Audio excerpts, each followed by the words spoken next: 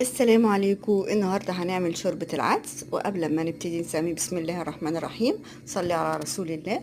انا جبت العدس، غسلته كويس وحطيت ميه ونزلت فيه العدس والجزر والثوم والبصل، وبعد ما استوى ضربتهم في الخلاط.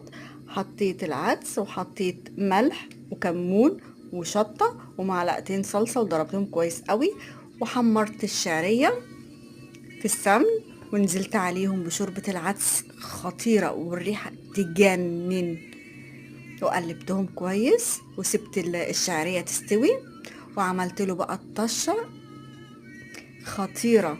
الطشة مع العدس خطيرة. حطيت سمن وثوم وكزبرة ونزلتها بقى على العدس. مش قادرة اقول لكم عامل ازاي، بشاير الشتا بقى، والعدس تحفة تحفة. ولما باجي اقدمه بحط عليه كمان معلقتين سمن من فوق الوش، بيودوه في حتة تانية خالص مع عيش محمص، واكلة خطيرة. لو عجبكم الفيديو لايك وشير وقلب ودعوة حلوة. ما تنسوش تشتركوا معايا على قناتي على اليوتيوب. سلام.